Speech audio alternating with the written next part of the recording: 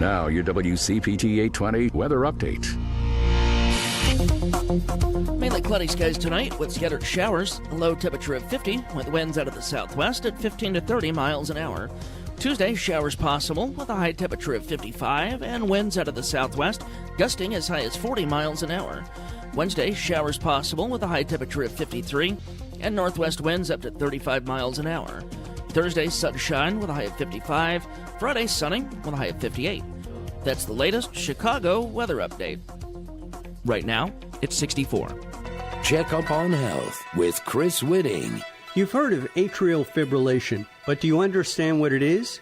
Sean Heffron, MD, is a preventative cardiologist from the Center for the Prevention of Cardiovascular Disease at NYU Langone Health. Atrial fibrillation is an abnormal heart rhythm, kind of like a fluttering of the top portions of the heart. When that happens, the blood flow is not smooth and fluid through the heart, and it can lead to blood clot formation and then potentially travel to the brain, which is why atrial fibrillation is such a great concern for stroke. And the warning signs? Some patients who have atrial fibrillation may experience a fluttering sensation in their chest or a sensation of a rapid heartbeat, but often patients don't feel any symptoms from the atrial fibrillation. With Checkup on Health, I'm Chris Whitting. WCPT 820, Chicago's progressive talk, where facts matter. Driving it home with Patti Vasquez, Patti Vasquez. From global conflicts to greenhouse gases, the folks refusing to wear masks says, and politicians getting caught grabbing asses says, she's driving it home with Patti Vasquez.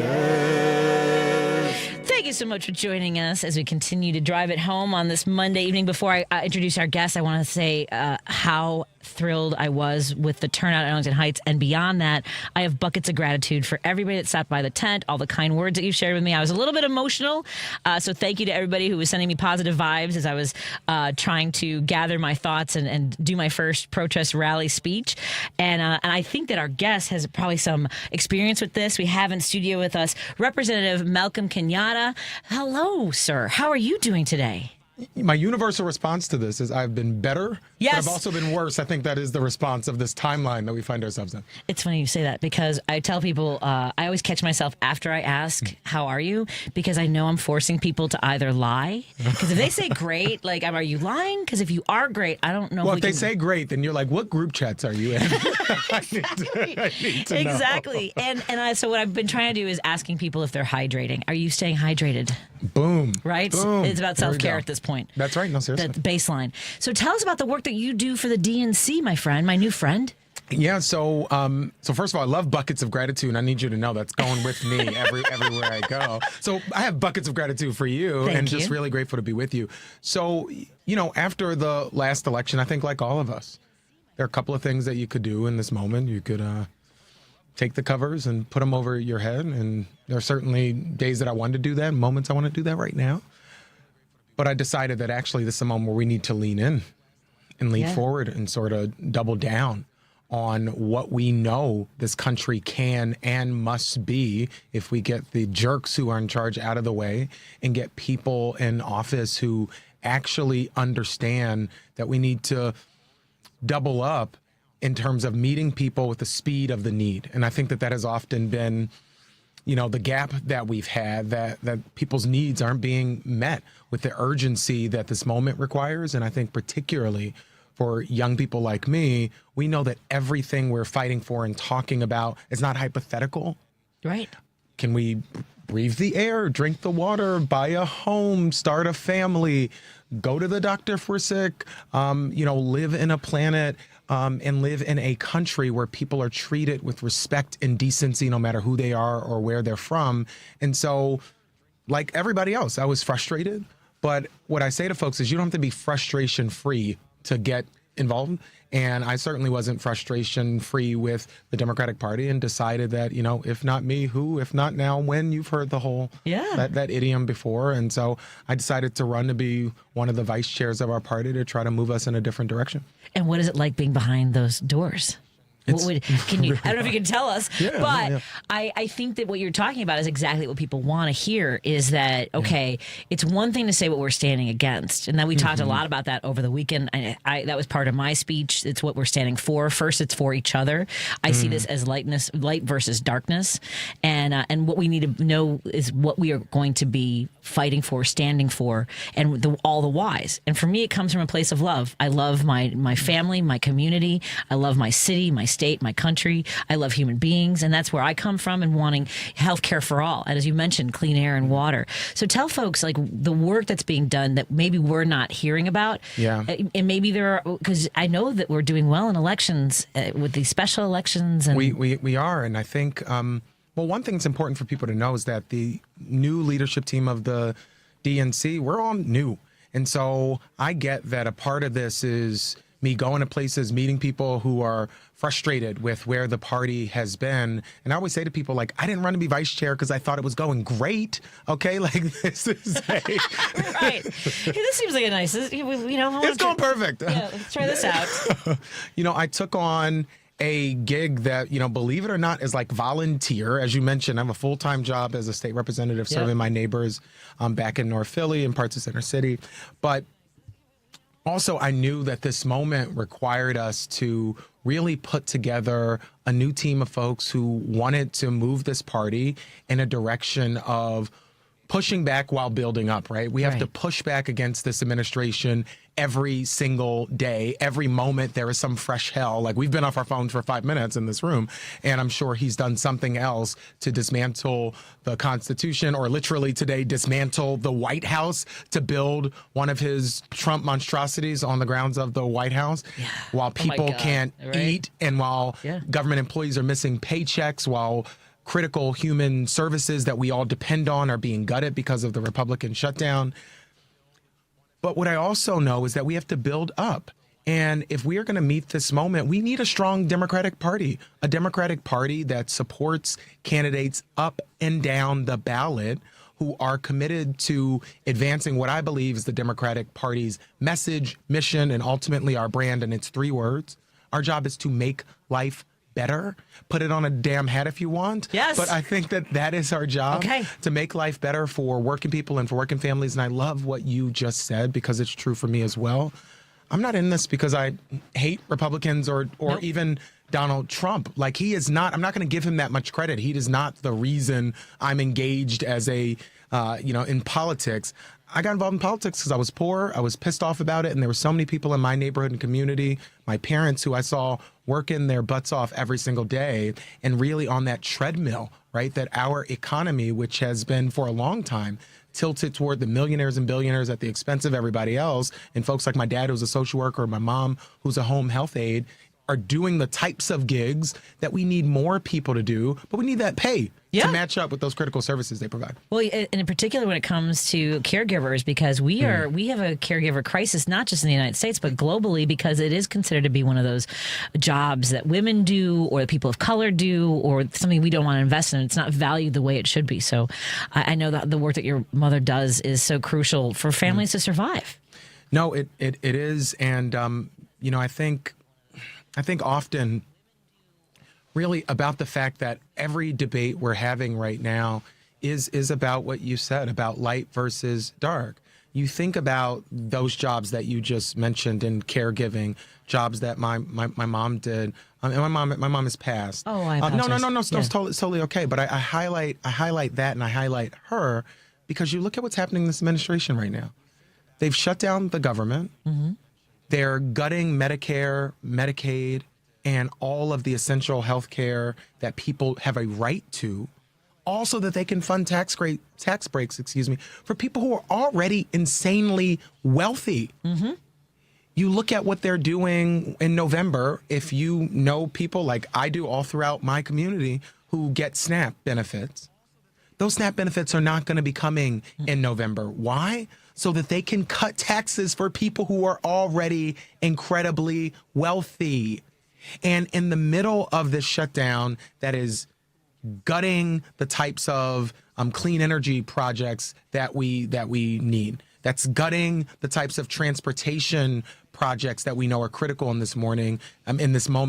Take, for example, the Gateway expansion up in New Jersey that this president is cutting to penalize, blue states. And what they're doing instead is they're hurting real people, real families, and they're doing all of it. I wish there was like a different reason each time, but they're doing all of it to cut taxes for the wealthiest people to ever exist in human history. And that, to me, is pretty freaking sick.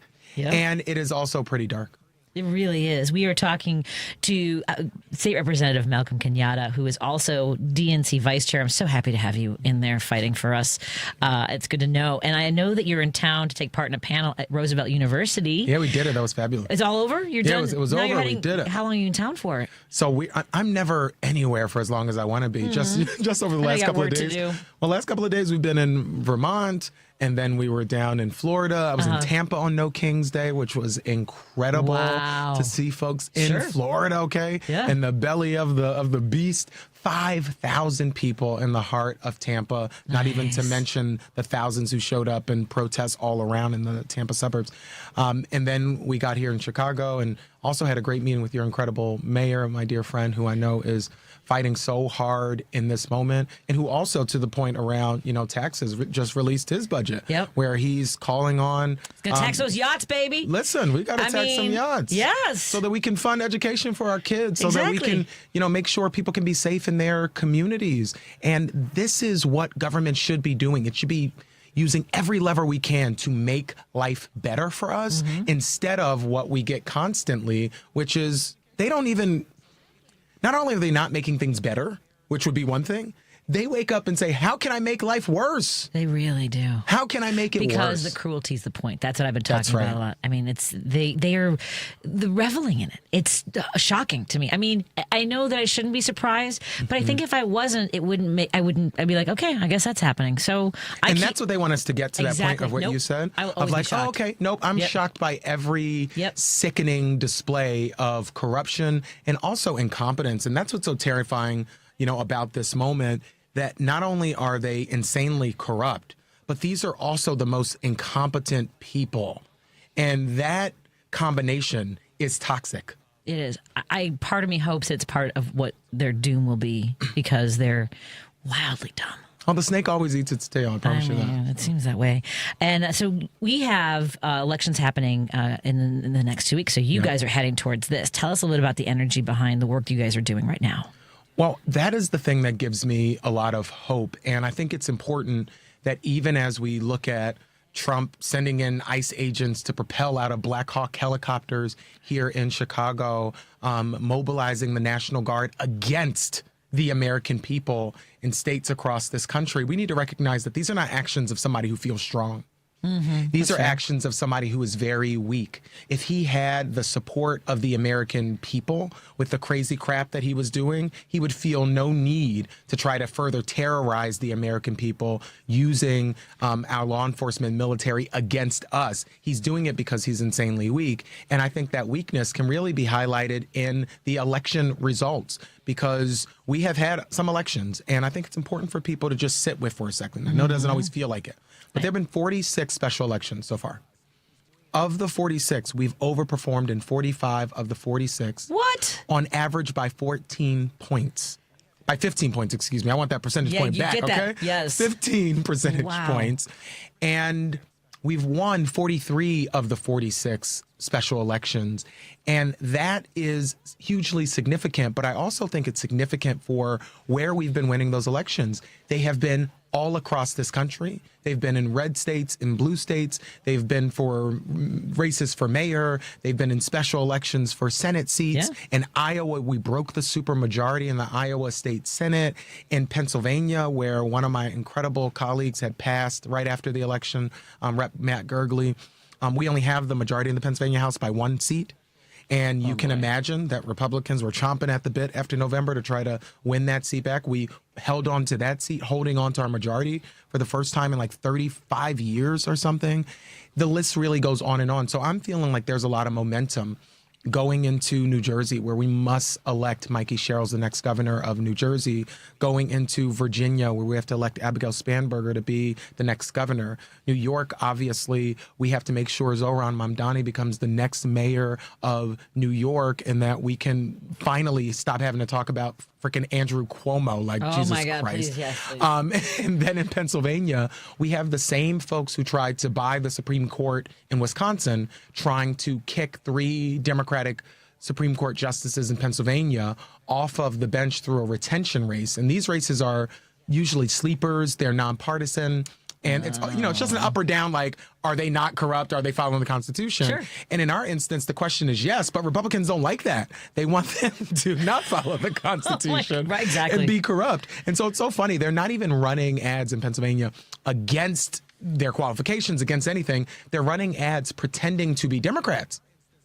Of course. They're running ads like stand up for democracy by voting to get rid of the Democratic judges who've defended democracy against Donald Trump. And this is why those races have to be paid attention to when we are in the 100%. And even though you're here in Chicago and you say, well, what the heck can I do about all those races?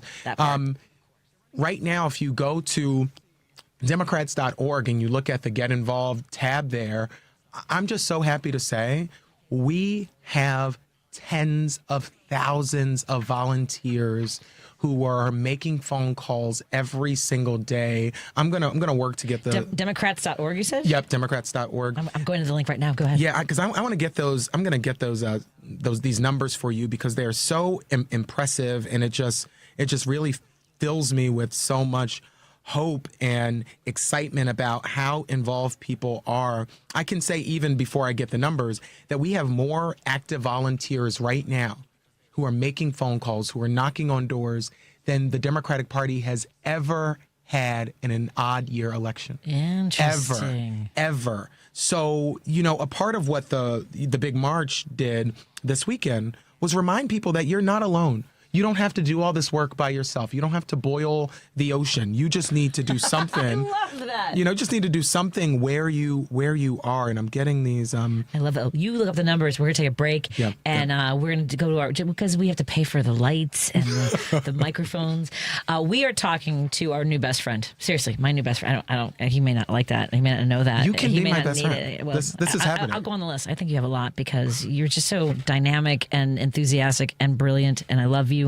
Was that too much? No. We're talking to State Representative Malcolm Kenyatta, who's also the DNC vice chair, newly elected just this year. And we're going to continue our conversation and learn more about how you can get involved in the movement to make life better. More in a moment on WCPT 820 and KKNW 1150. Hi, Seattle. We love you, too.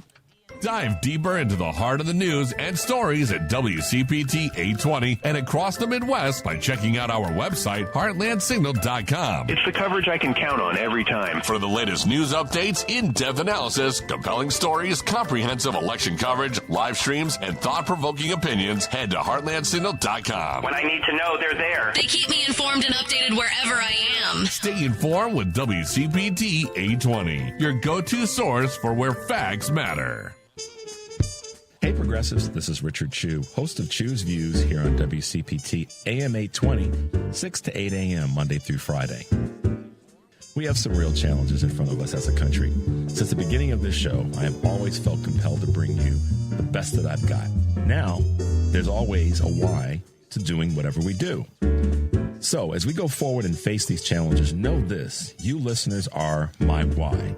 Because I want to make sure I do everything I can to provide a safe, open, forward-moving space that allows you to call, email, text, or just listen to a guy that wants to help you bring out your own championship qualities to truly make this place better for us all. Lofty goal, idealistic, maybe so. But that's my why, and I look forward to bringing you the best that I've got. This is Richard Chu. Stay tuned. This is WCPT 820, where facts matter. Welcome back to Driving It Home with Patti Vasquez. Thank you so much for joining us as we continue our conversation with State Representative Malcolm Kenyatta out of Philly. You said Philly and another area?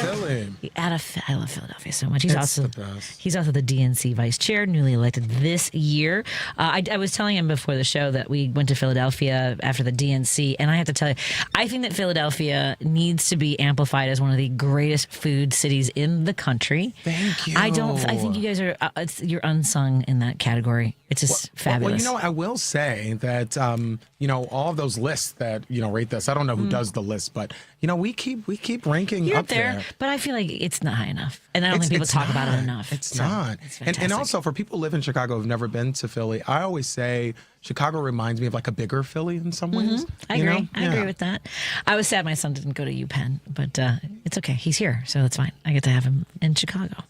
So let's talk more about the work you guys are doing. Democrats.org. People / take action. Okay. And it's 34,000 is the number I was looking for. 34,000 people every single day getting involved, making phone calls all across the country. And this is so important because the only antidote for anxiety and fear is action. And when you get involved, and as I said before we went to break, don't try to boil the ocean, but try to do what you can where you are. Right. It really, I think, is the thing that constantly gets me re-engaged when I'm feeling a little down, feeling overwhelmed. Recognize that I don't have to do everything. There's a whole team of people who are doing it. And when I need to take a break, somebody else can take my spot. And when I'm ready, I can jump back in there. And there's also different things that people can do, because I talk so much about door knocking, and I know it's not for everybody, but as you mentioned, the phone banking or going into your local offices and saying, how can I help? Can I take the garbage out? Can I make coffee for you guys? Can I, what do you need stocked? Do you need snacks stocked? All the things are important. We need snacks here right now. So if somebody wants an emergency. I'm joking. Oh, no, I wish I could have brought you some Chicago. No, I don't need by the anything, way, but we're if more you're about close. the thin crust pizza around here, by the way. I know people talk about our deep dish, but thin crust, and if you order a Chicago thin crust pizza, you get it well done because it caramelizes the cheese a little bit and crisps the crust. So where do you say we should go? If you're going to stay in the neighborhood, but I would say downtown's really good. I mean, I like Lou Malnati's. People always do the deep dish, but they have a butter crust. Did you say the Illuminati's? Illuminati's. Oh, Lou. Yeah, I talk fast. Lou Malnati's. Yes. Oh, okay. And they have a butter crust. Well, they're missing an opportunity to get like an Illuminati slice. Right? Anyway, we're going down a rabbit hole. If you like beer, there's Illuminati's Brewing over here on the Northwest side. Here, Like okay. that. So you mentioned the work that's being done, the historic number of volunteers. Yeah. You guys, the DNC is also investing in races. I would imagine in places that maybe previously were not as attended to as we would like. That's absolutely right. And I think what's so, powerful about what we're doing at the new DNC that I think people should recognize is that we recognize that in this moment, everybody spends a lot of time talking about Washington, D.C., and for obvious reasons. Sure. But we didn't get here because we lost one election. We got here because there were a bunch of local elections that we sort of ignored for a long time. Let me say this piece to you. In this country, we have 3,143 counties across the country, okay? We don't have one big national election. We have 3,143 county elections. In 2024, there were 20,000 uncontested elections. 20,000 uncontested. So only one person from either party ran. Of those 20,000, 80% of the uncontested races were uncontested by Republicans. Only 20% by Democrats. I highlight this because in large portions of the country, the only people talking about Democrats are Republicans. Yeah. And they don't have nice things to say. Thank you. And so I think our challenge is, if we want people to, when people say, what's the Democratic brand? It's not one person getting on MSNBC and reading a list of things that we believe. It is people in where they live, seeing a living, breathing person running for office who shares their values and talks about what communities would look like if Democrats are in charge. If we don't have local Democratic mayors who are running and then leading to show what we mean about keeping communities safe, like what your mayor is doing, what we're seeing Democratic mayors do in Baltimore and Montgomery, Alabama, all across the country, that are cutting the amount of violent crimes that we're seeing by historic figures because they're investing back in communities, if we don't have local people doing that, then you know what? You just have two people yelling on TV about whatever they think Democrats are about. If we don't have Democrats running for school board talking about how we want to invest in all of our kids and have fully funded schools, then what you get is a bunch of Moms for Liberties folks taking over those school boards and advancing their vision. And the same is true on housing or climate resilience. The list goes on and on.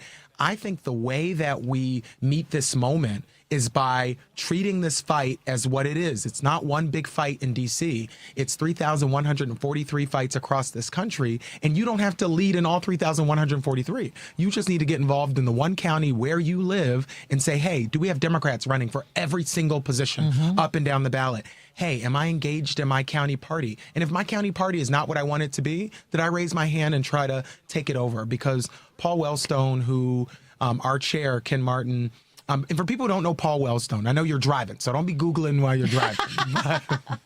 You're driving, listen to Petty. But when you stop driving, if you do not know Paul Wellstone, you should.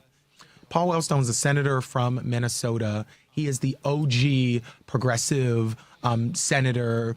In a lot of the things that we talk about in the progressive movement, a lot of the ways that we organize, you can draw a line back to Paul Wellstone.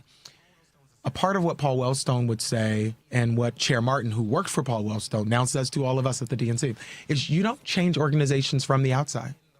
Right. You change them from the inside. You can communicate things from the outside. You can, if you see a car, as we are right now, like a car careening off of the side of the road, you can yell at the car and say, like, don't go that way, there's a cliff. Yeah. But somebody has to get in there, take the wheel, and turn it the other direction. And that's messy. And it's hard. And people will criticize you. But in this moment, we need more people stepping up, telling their stories and talking about what their vision is for the future. I wish I could keep you longer, but we run up against the bottom of the half hour, and I want you to go enjoy your evening in Chicago. And go get some pizza, which I'm going to do literally after I leave here. I love that. Before we do, there's a question from, and this really goes back to the beginning, what we were talking about. You mentioned that we have to have a vision for what's going to happen after this. That has to be a driving force. So a listener asks, what will the DNC do for the middle class? Because you mentioned what the mission is and what the Democrats stand for. And I think people need to be reminded of that because it is all about families. Listen, I want to just lay out very briefly what I think the vision is for Democrats generally. Democrats believe that in the wealthiest country to ever exist, everybody should be able to have one family sustaining job, ideally backed up by a union if they want one. Yep. That should afford you the ability to be able to have a home in a community that is safe and a home that you can afford. That you should be able to send your kids out of the front door of that home and not worry about them being shot on the way there or being shot in their classroom.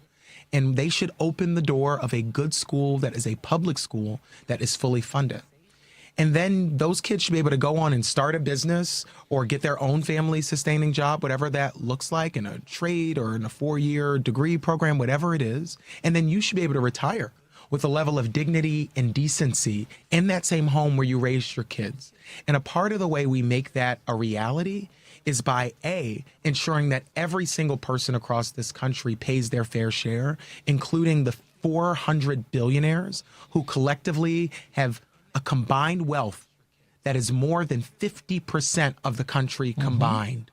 So we make them pay their fair share so we can have those public schools that I mentioned that are fully funded, so that we can ensure, as I mentioned before, that people have dignified retirements.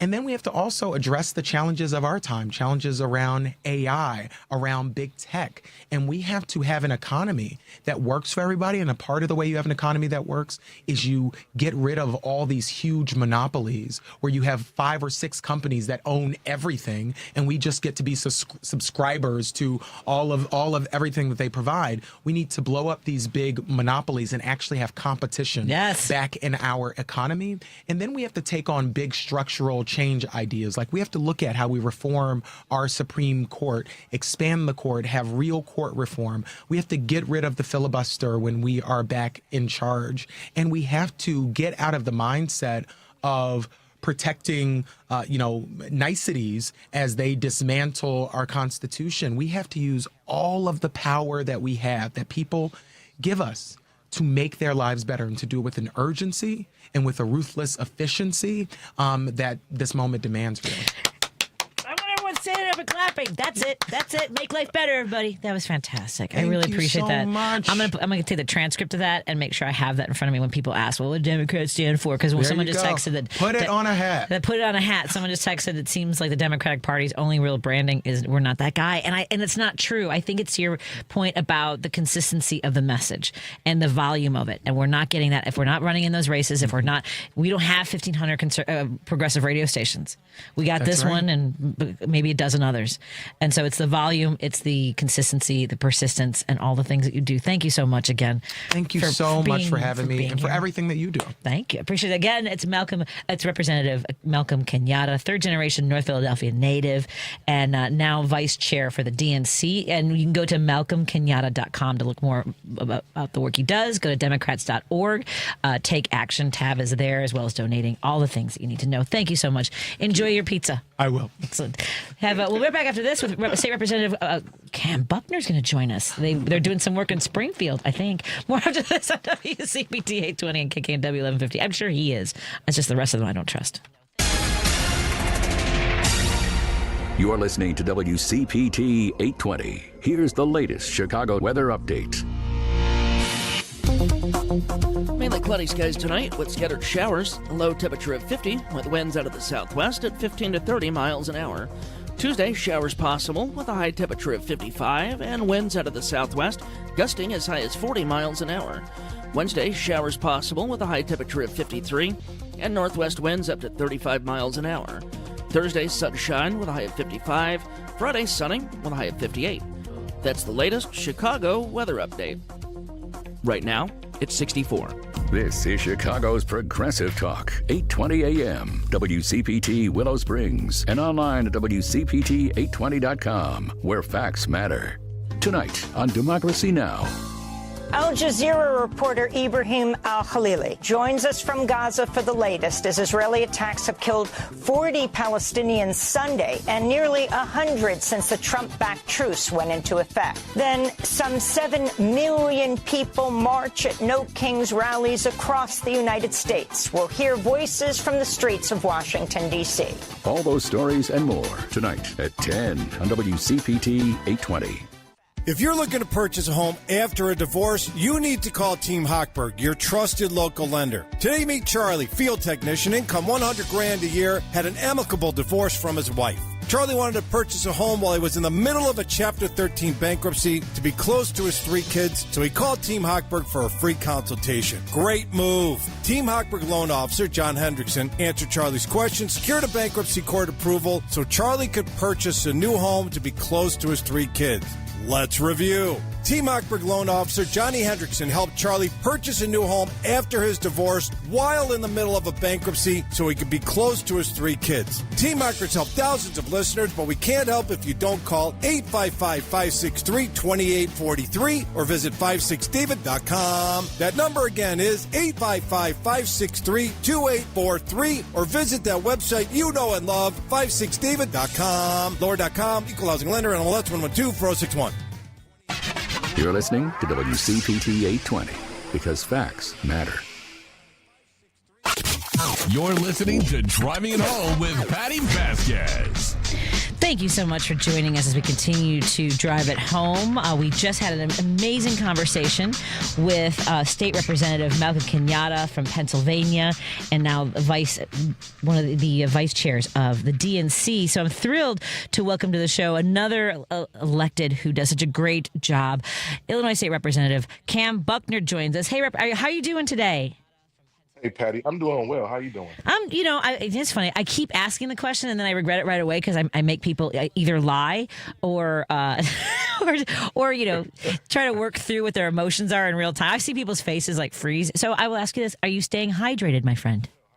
I am actually drinking water as we speak. It's very important. So yes, I am staying hydrated. So our state representative, Cam Buckner, represents the 26th district, parts of Bronzeville, Gold Coast, Grand Boulevard, Greater Grand Crossing. I'm reading from your website, Hyde Park. I knew it was Hyde Park. But as a state rep, even for those communities, you are a state rep for the entire state of Illinois. Tell us about the work that is going on during this veto session. I know you're off this week, but there's a lot to cover. So first, I think a lot of folks want to know what's top of mind. What's the top of your priorities going to Springfield this veto session? Yeah, well, obviously there's a lot going on. We had the first glimpse into veto session last week where we did a lot of committee hearings, a lot of subject matter hearings, but didn't have much action on actual votes. We've got this week off as a buffer, and then we head back to Springfield on Tuesday to do some very heavy lifting on some really important things. The number one thing on my list, I think I've been spending most of my time on, the reason that I think we were supposed to talk last week and I couldn't make it onto your air was because of the transit bill. Folks around the state and the city have heard about the fact that there is an impending transit fiscal cliff where we've got to find a way to pay for the agencies under the RTA umbrella, Metro, CTA, and PACE. But also what we have decided to do is not just write a check to fix the revenue issues of these systems, but to also fix the reform, to give some reform to fix the governance and the structure, to make sure that these buses and trains run on time, that there's some accountability and some transparency within the system. And so that is the biggest thing on my plate. We also have a lot of folks working really hard on trying to land the plane on a energy bill. We know that we saw folks' energy utility bills go up this summer. And we know we've got some issues with the reliability of our grid, making sure that we are not footing ratepayers with these exorbitant bills. And so we're back in Springfield trying to figure that out. And then there are a number of other things that are in the queue, but another huge one is the elections omnibus, trying to find a way to make sure that things that we do when it comes to voting, whether that's mail-in balloting or the other things that make voter access possible in Illinois, that we are highlighting those. And so, as I keep telling people, transit or a veto session is not just about checks. It's not about checking boxes. It's about finishing the job, things that we didn't get done in May. And so on transit, that means structure. On energy, that means fairness. On elections, it means faith and democracy. And through all of it, we're going to find a way to prove that transparency and accountability are not obstacles to progress. They're the foundation of it. I know you guys have all that important work to do. I know that public transportation not only important to you, obviously, to those who rely on it for work, for getting into the city. You know, we have tourists that come into the city that rely on that. Also helps our economy. I also know that a lot of folks want to know what is being discussed in regards to legislation to attack what ICE agents are doing in Illinois when it comes to our communities. You know, top of the line, I know a lot of folks want to know, can we legislate that they have to take the masks off? Is that something that's in the docket at all? So it is. There's a group of individuals, a group of members who are working very intently on creating a package that is both proactive and reactive in ways to what is going on around the city of Chicago, around the state of Illinois, and frankly, around the country. We have some pretty strong laws already in place in Illinois. However, there's always more that we can do to make sure that we're not just welcoming in word, but we're a welcoming city and state in deed. And you'll see some legislation that will make its way into the public sphere very soon around that. And listen, I've heard a lot of folks say that, maybe this administration has decided that they will not follow the law anyway, and they will do what they want to do. I get why that is a natural reaction. I struggle with that myself, but the truth of the matter is that does not give us the ability or a hall pass to stop doing our work and to stop caring about people and to stop trying to find ways to protect folks at every single turn, whether that's through our legislation, whether that's through the courts. And we as Illinois should take that job very seriously, and I know that we do. And so I think you'll see some movement on some legislation just in the next few days that will strengthen our position. Because it is an interesting sort of schedule you guys have. Last week, I know you were in Tuesday, Wednesday, Thursday. This week, now is this week devoted to having discuss what you want to focus on, and then this week is kind of partly negotiations? That's the way I kind of imagine it. Well, it was kind of, sort of. What I would say is that last week was about discussion. This middle week really is about negotiation. And next week is about actually getting this stuff across the finish line. Yeah. And to your point about when you mentioned voting, what are we going to do to make sure that everyone has access to the polls and to have their voices heard in our elections? And I don't think it's something that you're addressing during the veto session. This perhaps is for spring session. Where are we with ranked choice voting?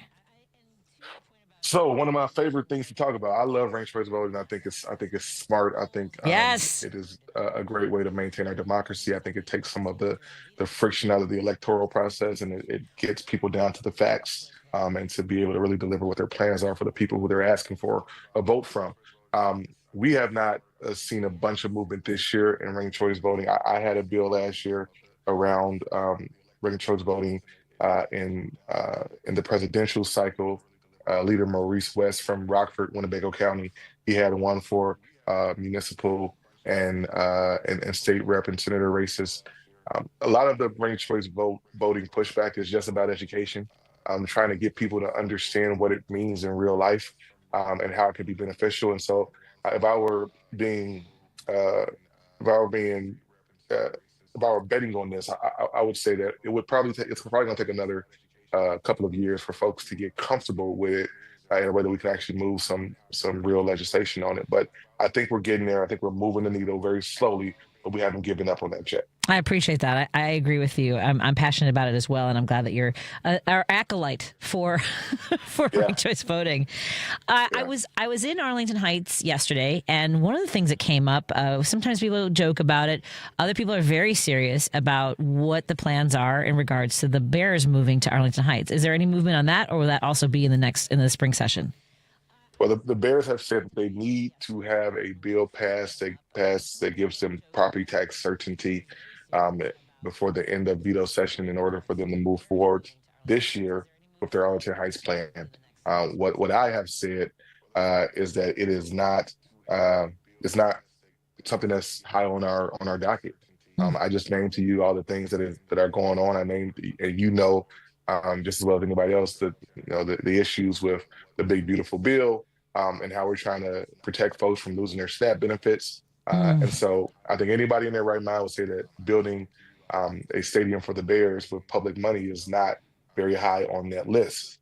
What I have done actually to recenter the conversation is I have filed a bill called the Stadium Transparency and Responsible Spending Act. And the impetus behind it is that for far too long, major stadium deals in Illinois and Chicago across the country have been done in back rooms with public money and with private benefit. And this bill says that before a single dime of taxpayer support goes out the door, the public deserves to see the full agreement online in plain view for at least a month before it's signed. It also requires an independent cost-benefit report by the Commission on Government Forecasting and Accountability. It requires 2 public hearings in the affected community and annual reports showing whether or not those promised jobs and revenues ever materialize. We often hear about how many jobs are going to come, but we never know if it's true. And then also, if a team relocates or fails to deliver on their promise, they would have to pay the public back with interest, right? And so, as you could imagine, this is people say this is an anti-Bears bill. It's not an anti-Bears bill. It's a pro-people bill. Yes. And I think that we should be protecting the taxpayers. And the last thing I'll just say on this is that, Patty, I've been in the middle of some very, very tough legislative fights, everything from eliminating cash bail to banning certain types of guns. And so I fought everybody from the NRA to law enforcement groups on some of this stuff. And I have not gotten as much ire as I have from folks around the Chicago Bears stuff, because they think that for some reason the Chicago delegation is sour grapes and standing in the way. What I will remind folks is that Chicago delegation the people of Chicago is already paying for the last time the Bears threw a I was going to say, we're still paying off that debt, aren't we, for the last stadium? We're still paying it for the last stadium. That was about $1 billion. We still owe about $600 million in that debt. And so now the Bears are back at the table, kicking and screaming, asking for infrastructure support and for a tax freeze. What I have compared it to, Patty, it's like buying your significant other their dream house, putting it in your name, watching them break up with you, and then being asked to pay the down payment on their new house and the U-Haul truck that helps them move out with their new significant other. I just think it's trash, and I don't think we should be doing it. I do have one more question because you mentioned it. And Lady B, Paul, would you rather I hold the rep to the next segment? Or okay, let me ask you this, because you mentioned the big terrible bill. We know that on November 1st, 1.9 million Illinoisans stand to lose their SNAP benefits. What do you want to tell folks, in addition to that, the looming threats that we have to our neighbors, our communities, our working families, and what do they need to know, and who should they hold accountable? I think we all know, but let us know what's in that regards, what you want to say. Yeah, well, listen, elections have consequences, and the people in the White House right now, the Republican members of Congress are attacking American people, attacking their pocketbooks, attacking their bottom lines, making sure that there is not literally food to eat in their refrigerator and on their kitchen table. And so we should not just let this be a fleeting moment. We should be very clear about what this is. Once again, it's an attack on the American people. And we should be able to convey our feelings about that at the ballot box, not just in this cycle, but henceforth, because these folks have shown us who they are. But I also will say that for those in positions like me, for those in the state legislature, for city council folks, we have to double down on our efforts now to make sure that we protect our people and take care of them. That may look different ways in different spaces for different levels of government, but whatever it is, we've got to be able to hold hands and to have a really gritty resolve to say that even though that these folks are attacking our people, this is prime time for us to stand up to protect them by any means necessary. I appreciate that. Well said. Again, we've been talking to State Representative Cam Buckner. You can go to his website, Illinois26.com. Is that your preferred website for people to learn more about the work you do? That is right. Excellent. Illinois 26 Representative, it was great talking to you, and I look forward to having you in studio when your schedule allows, or catching up with you as the veto session continues next week. Take care of yourself, stay hydrated, and we'll talk to you again soon. Thanks, Patty. Appreciate you. Thank you. I appreciate you as well. Let's take a break here, and we'll continue our conversation. We'll open up the phone lines, Paul, if you don't mind. 773-763-9278. Not that even, you know what I mean. Please open up the phone lines, because I know folks want to get through. And in a little bit, we're going to talk to Neil Khot, who's running for Congress in the 8th District. More in a moment on WCPT and 1150 KKNW. A better life with Dr. Sanjay Gupta. When did restless leg syndrome become something that people talk about so often? After all, it was a Swedish neurologist who coined the term 80 years ago. Put simply, restless leg syndrome is a neurological disorder that is characterized by a need to move that is oftentimes associated with an uncomfortable feeling, crawling, aching, tingling, or throbbing. The syndrome does run in families. It is much more common in women and in people as they get older. Can also be brought on by an iron deficiency. Sleep experts we spoke to said some medications, simple sugars, and alcohol can make the problem worse. Hot or cold packs, massages, walks, simply forcing your mind to focus on something else can sometimes make it better. If you're still not able to get quality sleep at night, do seek out a sleep specialist to hopefully help you solve the problem. I'm Dr. Sanjay Gupta, helping you live a better life. Deadlines move fast. So should your takeoffs. With Lowe's Blueprint Takeoff, you can turn blueprints into competitive quotes. Bring us your plans, and we'll generate itemized material lists to make quoting faster and easier. And when you're ready, we'll deliver everything you need straight to the job site. Visit the Pro Desk today to get started. Lowe's, we help, you save.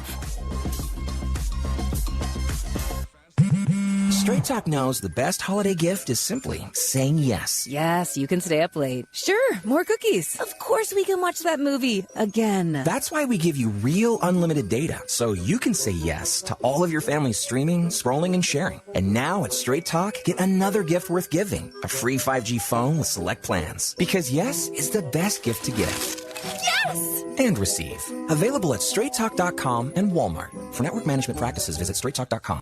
Alexa, play WCPT. WCPT from TuneIn.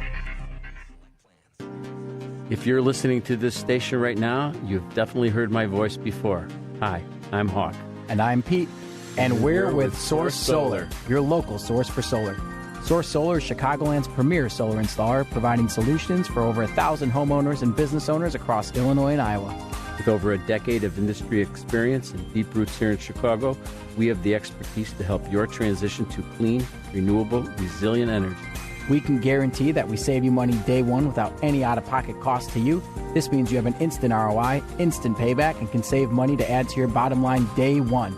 At Source Solar, we source everything as local as possible, meaning we always carry the Made in USA sticker.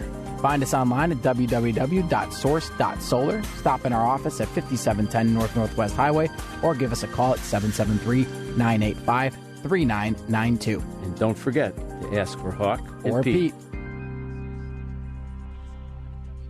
Patti Vasquez is taking your calls now. We need to speak out about this. At 773-763-9278. Hello. It's Driving It Home with Patti Vasquez. We are taking your phone calls, and I want to give you a heads up. Coming up in just a little bit, we're going to talk to candidate for the Congressional 8th District in Illinois, Neil Khot. I don't know. I used a different name, and I don't know. I read too fast sometimes. But he is standing by for our conversation. In addition to Source Solar, I want to thank our sponsors, Pride Coffee Roasters. You can go to pridecoffeeroasters.com. And first of all, you can check out their schedule for where they'll be at markets in the Chicagoland area, including this Sunday, October 26th. They'll be at 2 markets, not 1, but 2. And if you go to the Jefferson Park Sunday Market, you'll also be able to catch up with me. I'll be there slinging. I'm slinging bread, Paul. I've now become a seller for the bread vendor because their salesperson didn't show up. So I make some bread selling bread. Yeah, that's right. So you can come catch me at the Artisan Bread Tent. I'll also have information there about the market. And Pride Coffee Roasters will be there, as well as Independence Park Farmers Market. And for those of you who don't live in the Chicagoland area or can't make the market, you can go to pridecoffeeroasters.com. Their beans are roasted to order. So they present the freshest bean to you. They have single origin beans roasted in small batches to maximize consistency and quality. Go to pridecoffeeroasters.com, and for a limited time, they have 10% off your entire order when you type in Drive Home 10 in your checkout. Before I get to our phone calls, because I know we have some folks on hold, I want to remind you that is our Credo mobile phone and text line. Better for the people and the planet. Go to credomobile.com. They have a discount for you as well. You type in WCP25 for 25% off your 2-year contract. Earlier, I wanted to make sure that I started off the show with gratitude. I can't thank you guys enough. First of all, everyone that came out to the No Kings rallies all over the country, all over the world. It was something to see. They think now it might be 8.5 million people. And the energy in Arlington Heights was remarkable. Thank you to everybody who stopped by the WCPT tent. There were folks who were just so delightful, and I couldn't have been more thrilled to meet some of you and to reconnect with some of you. I can't remember. I wish I'd been able to take down names because there were just so many of you that came up, some of you with hugs. And some people who just found us for the first time, if you're listening for the first time, we'd love to hear from you too. You can text us on that number, 773-763-9278, or you can call. And it was just a wonderful day. And the speech that I gave, I had written and rewritten several times, so never really got it in my head, and wanted to make sure there were things that I touched on. And so I was a little bit, like my voice kind of caught a few times and I tripped over my words. And I want to thank you guys all for messaging me and telling me that it was authentic, because I did want to talk about how this is about light versus dark, and that we are fighting for each other no matter what your political party. I didn't vote for Kamala Harris to hurt Republicans or independents or people who didn't vote. I voted so that all of our communities do better.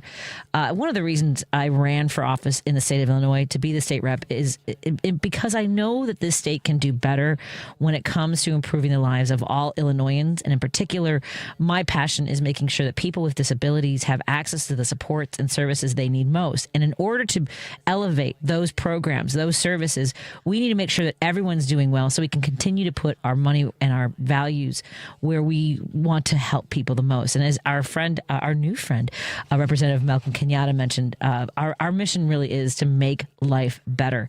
And those are the things that I wanted to touch on. And I felt a little clumsy doing it because it was my first rally speech.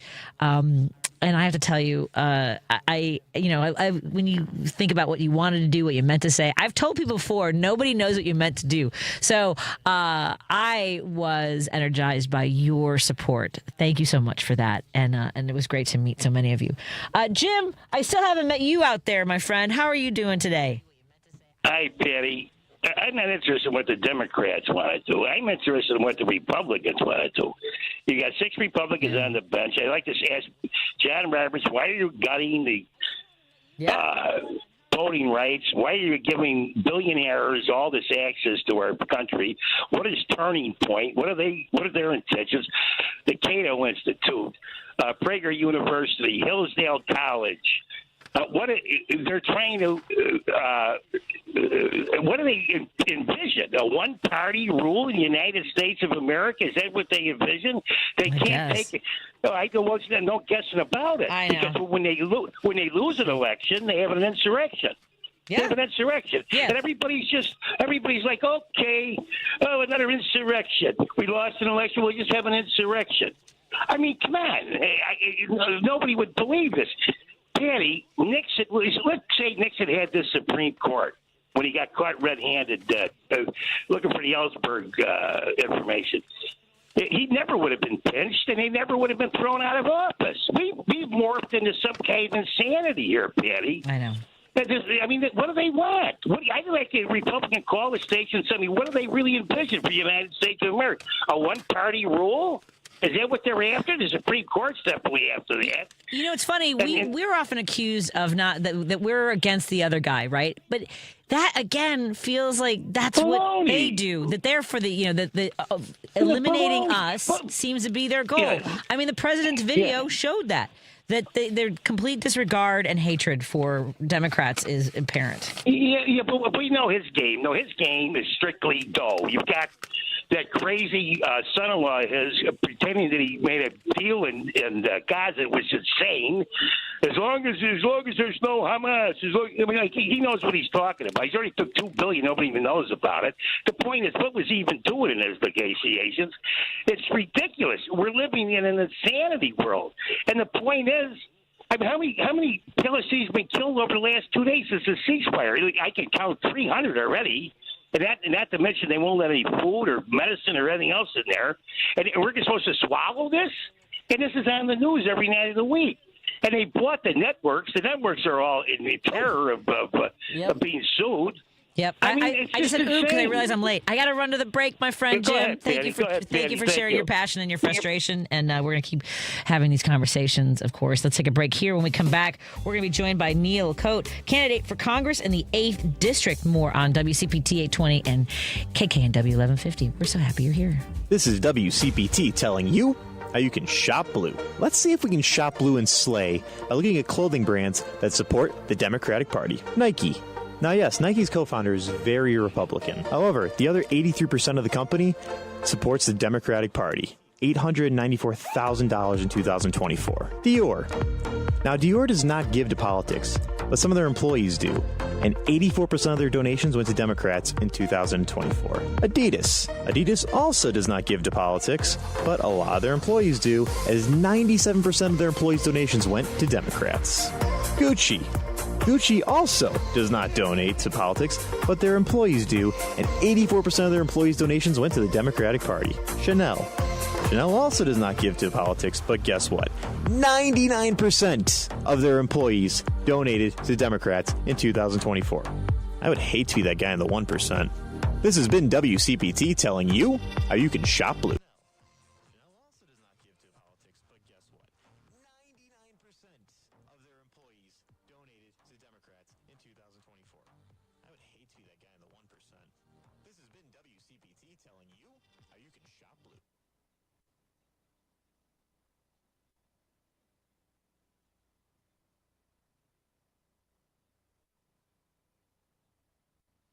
Nothing makes a gathering great like Eggland's Best Eggs. They're just so delicious, with better nutrition, too. For us, it's eggs any style, as long as they're the best. Eggland's Best. AP News, I'm Ben Thomas. After a weekend in which the deaths of 2 Israeli soldiers in Gaza prompted deadly retaliatory strikes, Karen Shamas reports 2 U.S. envoys are in the region trying to shore up the ceasefire between Israel and Hamas. U.S. Special Envoy Steve Witkoff and the president's son-in-law, Jared Kushner, met with Prime Minister Benjamin Netanyahu about developments in the region. The visit comes a day after the fragile deal faced its first major flare-up as Israel threatened to halt aid transfers and Israel's military killed at least 45 Palestinians, many of them children, in strikes across Gaza. Israel claimed Hamas killed 2 Israeli soldiers, which the militant group denies. The Israeli military said it resumed enforcing the ceasefire late on Sunday and that aid deliveries would resume on Monday through multiple crossings after Israeli inspection. Footage by the Associated Press showed aid trucks driving through the rubble in Gaza's southern city of Khan Yunis. As aid trickled in, many Gazans complained that the supplies were barely enough for a few days. There is concern among Palestinians about how much aid Israel is letting into Gaza, a key part of the agreement. I'm Karen Shamas. President Trump was asked today whether he still believes Ukraine can win back territory it's lost to Russia. Well, they could. They could still win it. Oh, wait a minute. Is that the... I might have hit the wrong button there. Let me just... let me see that. Oh, hold on one second. Anything can happen. You know, war is a very strange thing. Oh, is it still playing? The Supreme Court's agreed to take up another... I didn't mean to hit that button. Case against a Texas man charged with a felony because he allegedly had a gun in his home and acknowledged being a regular marijuana user. Defense attorneys got the charge tossed out after an appeals court largely struck down a law that bans guns from users of illegal drugs under the High Court's more expansive view of the Second Amendment. Arguments probably will take place early in 2026. Haya Panjwani, Washington. This is AP News. Game 7 of the American League Championship Series tonight at 8 Eastern. Gethin Coolbaugh on how we got there. The Blue Jays kept their season alive with a 6-2 win over the Mariners to force a Game 7 in their American League Championship Series. Trey Savage struck out 7 over 5 2/3 innings of 2-run ball. This is playoff baseball. This is what these guys have worked so hard for all season. I'm Gethin Coolbaugh. Tonight's winner will take on the Dodgers in the World Series, and the baseball world is still marveling at a performance for the ages by Shohei Ohtani in LA's series-clinching victory over the Brewers Friday night. He struck out 10 while pitching shutout ball into the 7th inning and hitting 3 titanic home runs. Manager Dave Roberts called it probably the greatest postseason performance of all time, and there's been a lot of postseason games, and there's a reason why he's the greatest player on the planet. There's more news at apnews.com. I'm Ben Thomas. Thanks for listening. This is 820 AM, WCPT Willow Springs, and streaming worldwide at WCPT820.com. We are Chicago's progressive talk, where facts matter. Now, your WCPT 820 weather update. Mainly cloudy skies tonight with scattered showers. A low temperature of 50 with winds out of the southwest at 15 to 30 miles an hour. Tuesday, showers possible with a high temperature of 55 and winds out of the southwest, gusting as high as 40 miles an hour. Wednesday, showers possible with a high temperature of 53 and northwest winds up to 35 miles an hour. Thursday, sunshine with a high of 55. Friday, sunny with a high of 58. That's the latest Chicago weather update. Right now, it's 64. Hi, I'm Morgan Fairchild, and I am a lifetime lover of animals. I've rescued every pet I've ever had, so I know firsthand that when you adopt a shelter pet and make them a member of your family, it not only enriches you and your family's lives, but that of your pet's life as well. The champions at American Humane have been helping animals for more than 140 years. Whether certifying the humane treatment of farm animals, rescuing animals caught in disasters, ensuring the safety of animal stars on screen, or protecting our planet's endangered species, they go above and beyond to further their mission and make the world a kinder place for animals. Please consider adopting a shelter pet and supporting American Humane.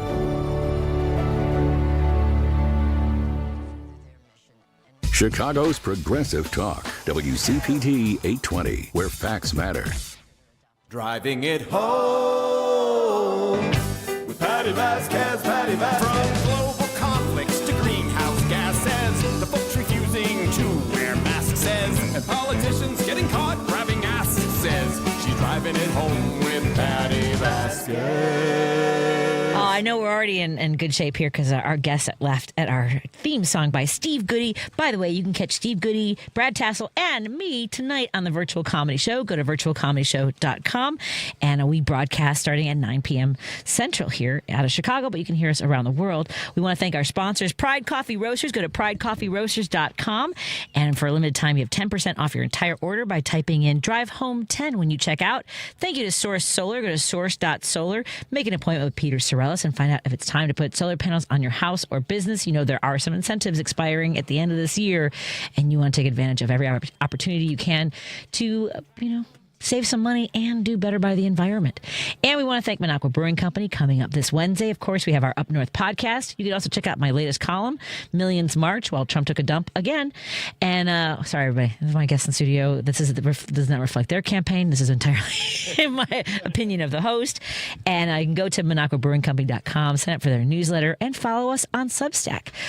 We are so thrilled to be joined by our friends listening on KTNF AM 950 Minneapolis, St. Paul, of course, KKNW 1150 in Seattle, as we broadcast out of Chicago. We're so thrilled to welcome in studio a candidate for Congress in the 8th District. Neil Khot joins us.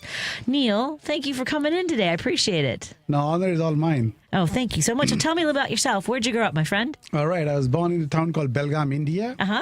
And from there, I've lived there for 22 years. And now I've lived here for 30 years. 30 years. And what brought you to Chicago, the Chicagoland area, or the United States in general? No, the United States in general. The dream of the American dream brought me to this country. Really? And that's how I feel like we're in such an interesting time historically, because like 30 years ago, it was different in the 90s. Right? It was so different. It was so welcoming. Yes. That we were proud to say America is my home, is my country. And that's why we moved here. And today, don't even ask where I get started. It rallies me up, and that's why I'm doing what I'm doing now to run for Congress. I love that. So tell me a little bit about the work that you've done that sort of shapes who you are and wanting to run for office. So I came here 30 years ago. I've lived here. My son is 11 years old. Oh. When I came to the country, the American people embraced me. They gave me a bite at the American dream, and I was able to afford my house, my retirement. I've made multiple businesses, created more than 200 jobs, gave preference to people impacted by war on drugs, gave preference to women. And I fought creating a bill called Illinois First with a state rep back in 2010. So my relation with politics and working and trying to do good has been going on for the last 15 plus years. I've created an organization called Federation of Indian Associations, giving new immigrants a chance at their American dream, whether it's visa problems, whether working with the state, city. I worked them. I helped them. In COVID, I helped a family that got lost in south side of Chicago. They had traveled all the way from India. They got lost here. The flights were closed, and we gave them housing, food, and made sure that they got back home safely and securely. Oh, it's amazing that you came to the United States, you had the American dream on your mind, and you've also made sure that other people can pursue that. And we find, as I mentioned, this moment in history. So tell me about the process of deciding to run for office. This is for a seat that Rajan Krishnamurthy is leaving. Is that right? That's Congressman Raja is running for Senate for Senator Durbin's seat. This is daunting to some people, right? You talk about raising money and having to go door knocking, get signatures, all the different things. What has the experience been like for you once you decided to run for office? No, this is a very valid question. And I would say to other people, if you don't know what it's going to take, you really have to understand this process. Running for Congress is not easy. It changes you as a person from inside out. And I'm not a career politician, remember. Yeah. I am a person that created businesses, created jobs, and now I have to start asking for money. I have to go door to door knocking. It's not that it's impossible, but it's a new way of your life. Yeah. But luckily for me, it was not a one-day decision. I've been working with the community for 15 plus years, helping battered women, helping people who have lost houses. So for me, it was an extension of my second nature for helping community people. And that's what happened. So today, at the end of quarter number 3, we are one of the leading candidates. The money raised, we are the number 2 candidate in the money raised. Our name recognition is getting from 5 to 8% right now. From there, we collected more than 4 times the signatures needed. And come next Monday on 26th, we'll be in Springfield submitting our signatures. That was door-to-door knocking, talk to the voters, and that's where you connect. You understand what's on their mind. And few of the people, when I said, what's on the top most thing on the mind? They said, impeach Trump. Yeah. They are so angry that today they cannot get groceries in one paycheck. They cannot have to make a choice between medicines and groceries. They cannot buy their homes with interest rates being so high. It's technically Trumpflation, and people are angry. People are very, very angry. I can see that. And for me, what I want to do is, my mother is here who lives about 10 houses down the line from me. She comes and visits me every often. She's very excited. And for her and for my son, and then for all my community, I want to fight. I want to keep my channels open so that they have access to me. And I'm not a politician, as I said. I want to make sure that I can make a difference. And what are some of those policies that you would tackle to accomplish that, to lower prices, to make housing more affordable? I mean, a lot of things that we talk about are healthcare, the cost of groceries. What's your vision for the role you would play in Congress? So look at it. I mean, I'm a practical, out-of-the-box, common-sense solution. So number one, when interest rates are at 7, 8, 9%, the whole mathematics doesn't work. A paycheck is designed so that you can afford housing when it's at 3 and 4%. Second thing, at eggs prices being so high and milk prices out of control, you can't get regular groceries. This is due to Trumpflation. The term is called Trumpflation by putting tariffs, by keeping people in confusion, but by sending money to places when we don't need to enter into new wars. I mean, he just wants to start war with Venezuela. When we just finished one, we're trying to get peace. He wants to create chaos. But equally, I just don't want to blame him. But we have our own problems in my 8th district. We've lost the cell phone manufacturer, the first cell phone manufacturer. Do you know which is that company? I can see it in my Motorola. Motorola, that was I could see it on the highway. I know. 125-year-old company is gone. Ameritech is gone from there. Sears. I didn't know they left. So all these companies had thousands and thousands of jobs have lost and have left that town or the district. And that's under the watch of current leaders. The old leaders have not done anything. And I have traveled 25 countries. I've created global businesses. And I want to go to countries like Japan, Korea, who have made the 8th district as their home. We have the home to O'Hare, the biggest airport. Yeah. Double down on that. Bring those companies saying this is where you need to be. And just help them. Just create research centers, have an office for trade, and work with the local municipalities. You can do it. The reason why I can think out of the box, because I'm first a business person, a small business entrepreneur. I'm not about politics and policies and this party and that party. No, let's get progress. I was going to say, because I'm sure you're already experiencing what it means to say I'm not political, and then the way the mechanics of getting involved in politics work. What has surprised you the most in your campaign in running for office? I think some of the people do not understand how deeply involved you need to be today, because complaining is not going to take us anywhere. Nope. The only way you can make a difference is go and vote. Now, people have to know there is something called primary, which is on March 17th. And early voting is from February 5th to March 17th. So you have to go out and vote in the primary saying, I want this candidate. And then in November 7th, when you have the main election, that's when you again have to go out and say, we want this party. Join hands to my campaign if you love to. Check me out on kneelforcongress.com. And we are looking for more talented people, volunteers, who are energetic, passionate, wants to fight. Like we saw at the No Kings rally last weekend, just this weekend, thousands and thousands of people were angry saying, we do not want no more kings. The last king we had was in 1776, and no more kings. I thought about this when we were out, because seeing thousands of people, even in Arlington Heights, I thought, I wonder if there's a tent here where they're registering voters. Are all these, to your point, are these all registered voters? Are they showing up to the primaries? Tell them the primary is important, because that's often, especially in a place like Illinois, that's actually the election. Because we have so many Democrats, especially in this area. So if you want a choice of who's going to speak for you, pay attention to the primary, right? 110%. You first go out and register to vote. That's number one. Number two, you go out and it's very easy. Go online, put your license number, and it gets you registered. That easy. And then if you don't want to even go out in winters, Just register by mail, a mail ballot sent to your home.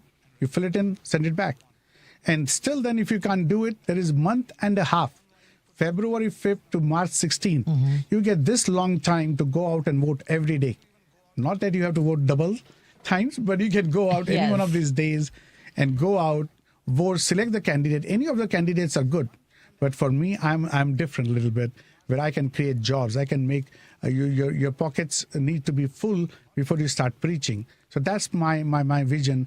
I want to stand up for the immigrants, where today we are seeing how they've been mistreated. I mean, everybody came to this country were immigrants. Even our current president's previous two wives, his parents, his fathers, all were immigrants. We all were immigrants at one point.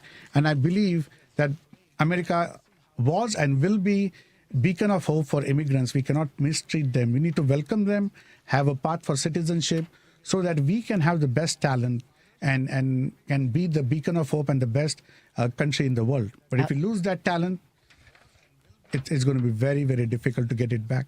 Well said. We are talking to Neil Khot. He's running for Congress in the 8th District. You can go to neilforcongress.com, where you'll find out all the issues that he stands on. I want to come back and talk about those as well. You're listening to WCPT 820, KKNW 1150, and KTNF AM 950. I am driving it home as your host, Patti Vasquez. If you have any questions for the candidate, you can always text us at 773-763-9278.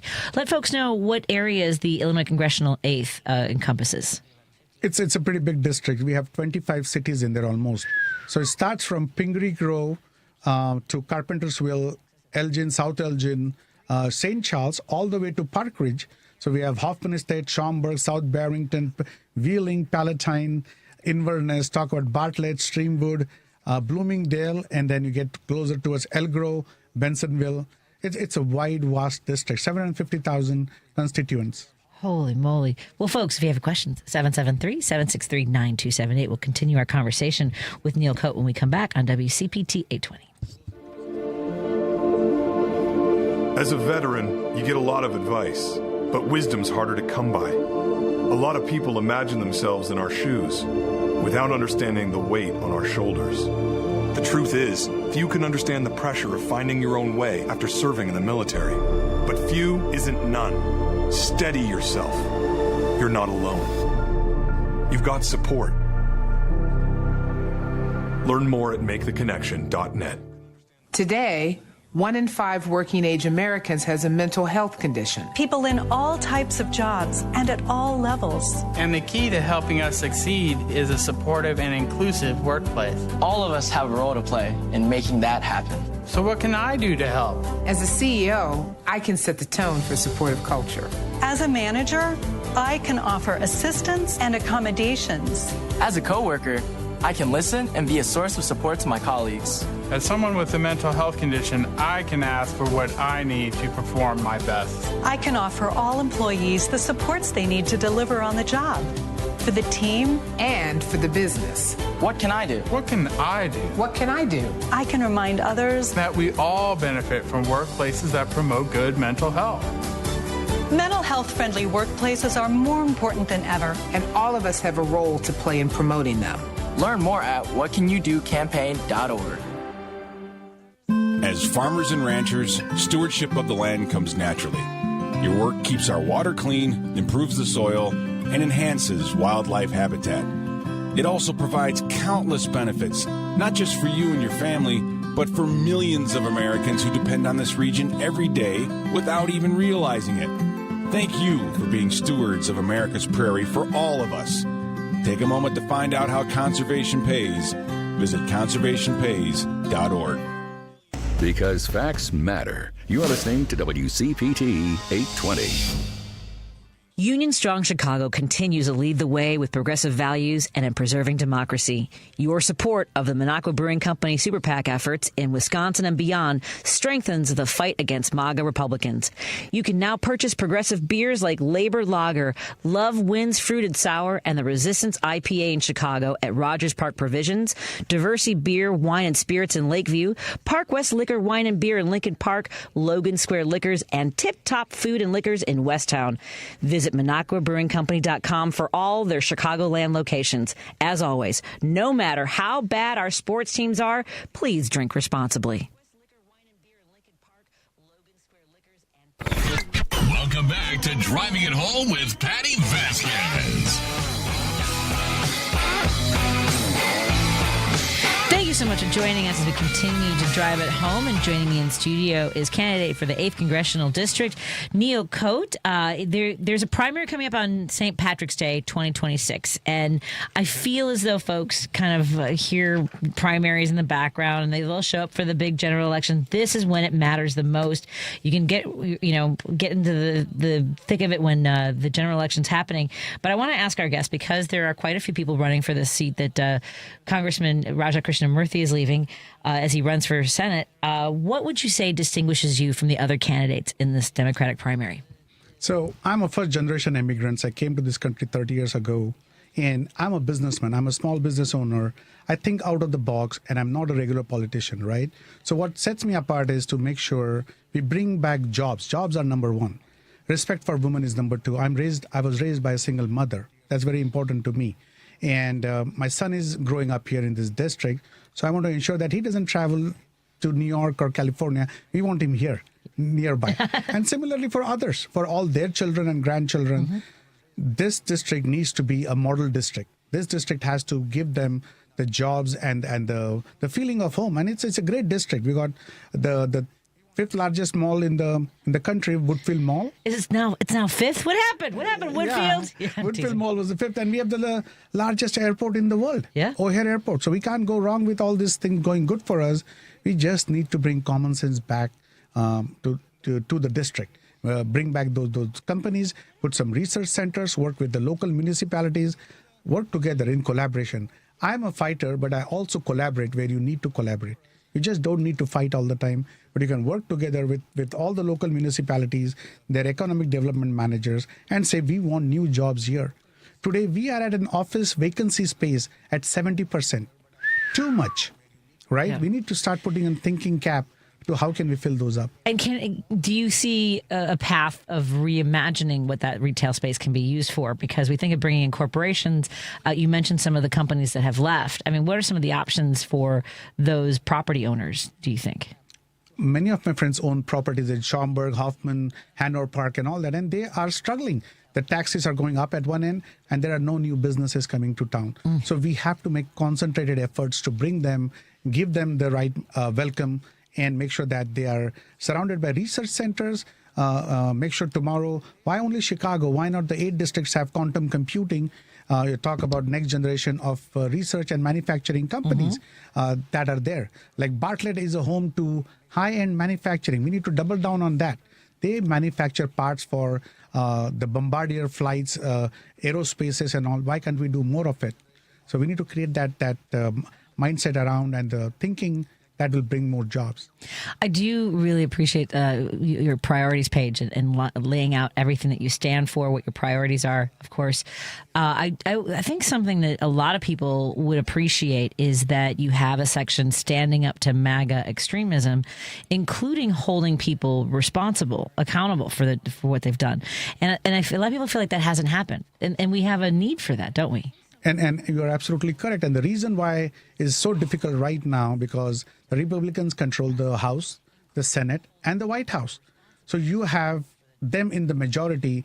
And the only way you can take that back is when you talk in the midterms, go to the polling booths, go vote, and say this is not acceptable. So when you do that, that's when you make a difference. Otherwise, we'll only complain, and which is what I don't like to. I want to give a path for a solution. That's what I look up to all the time. And that's where my name, NEIL, is New Illinois. That's what I want to bring to the table. Outstanding. And I know healthcare is something people worry about as well.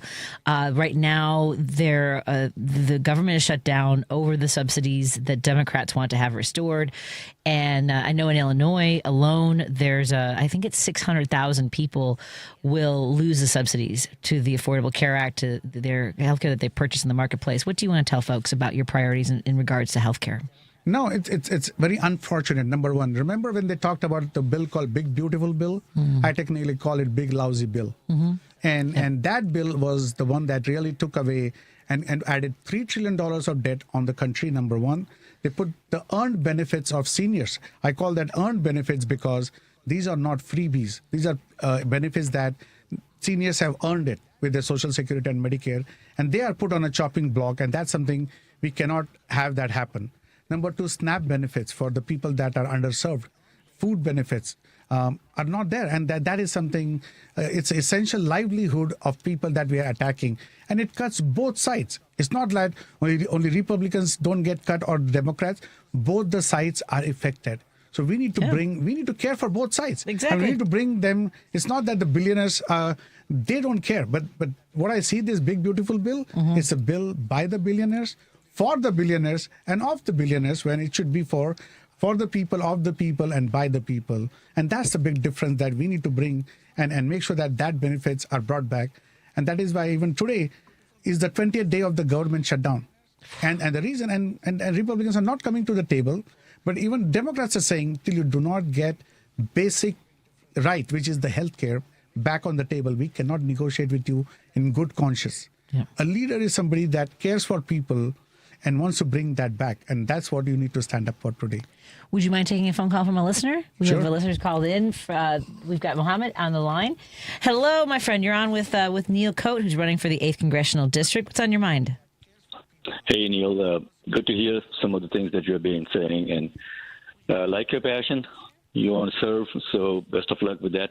But one thing which I did notice, you're talking about the number of businesses that have left the northwest suburbs, from Motorola to, you named quite a few, Sears and AT&T and Meritech and all of that. That all happened during the time of Raja Krishnamurti. Do you hold him accountable at all? And what makes you think that you will be able to do things that Raja Krishnamurti was unable to do? What makes you different from him? So, first of all, let me wish you a happy Diwali. You know, Diwali is a festival of light. You also, man.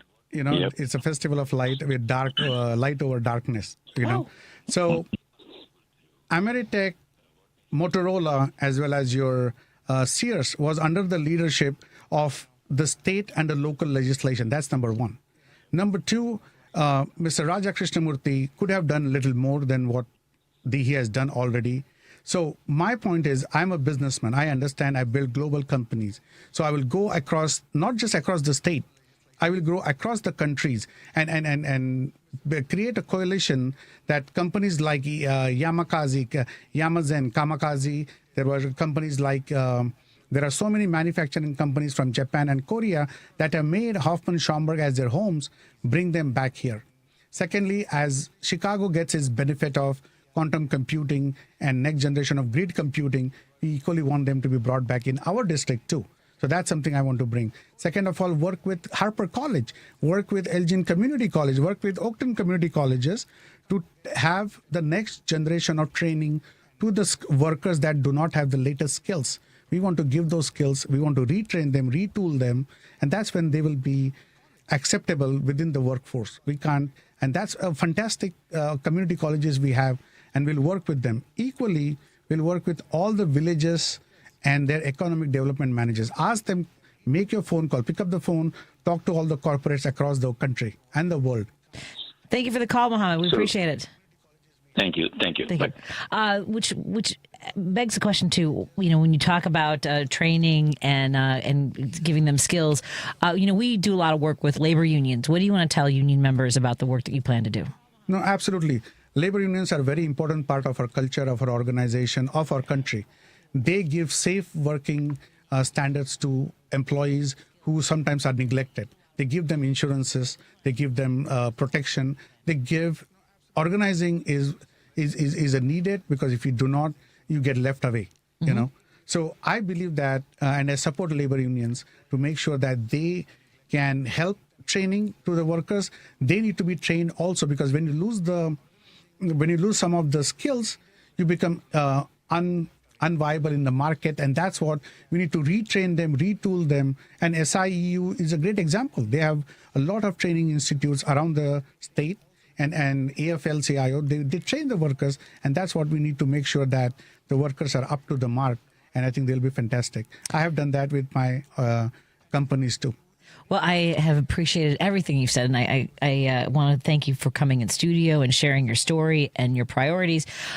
Give us your 30-second, whatever you want to say, as we leave the audience with something to think about in your campaign for the 8th Congressional District. So here's what I say. It's a day of Diwali in the Hindu festival. About 1.4 billion people around the world celebrate this festival. What it essentially means is take care of everybody, spread light over darkness, and spread good over evil.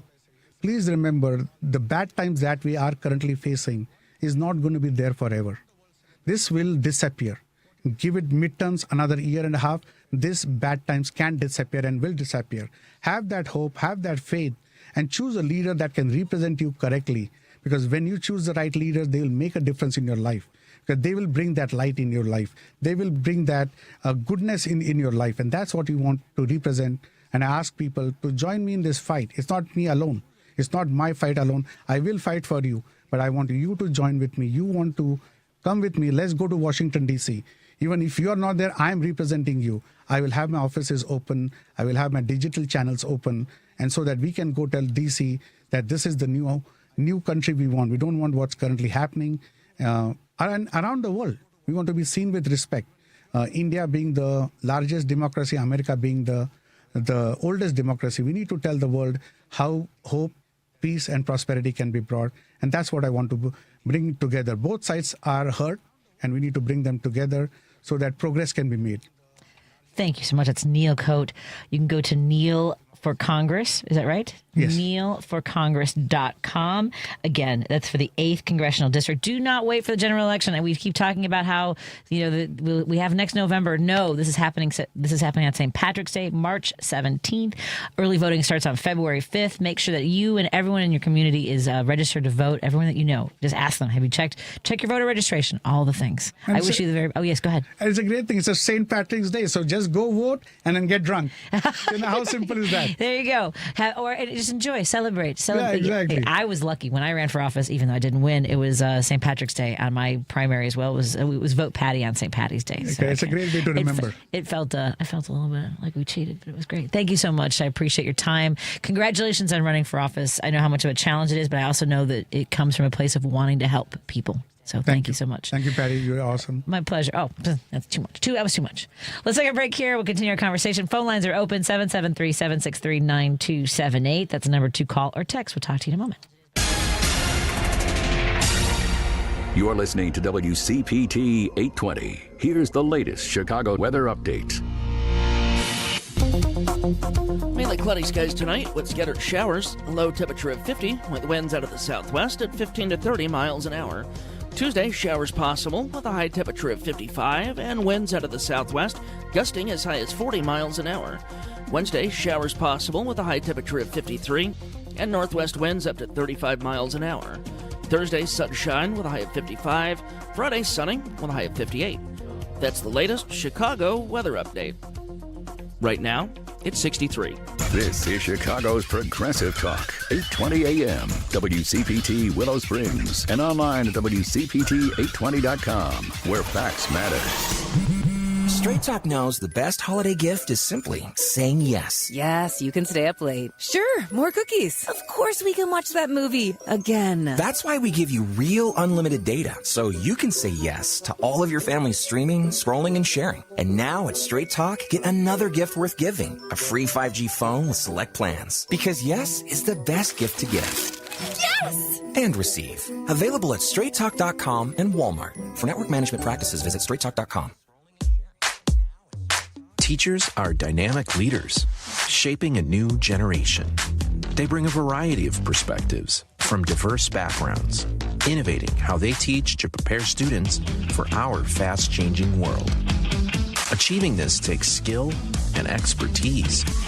They're tireless explorers, creatively discovering a universe of solutions, telling stories, experimenting, inspiring, mentoring, connecting cultures, and connecting with each other. Leading by example. Experience the unique joy of helping students thrive. Teaching is a journey that shapes lives. Are you ready to begin? Explore teaching at teach.org, a campaign supported by the U.S. Department of Education, Teach.org, and 1 million teachers of color. Hey Google, play WCPT. Streaming Chicago's progressive talk from TuneIn. If you're listening to this station right now, you've definitely heard my voice before.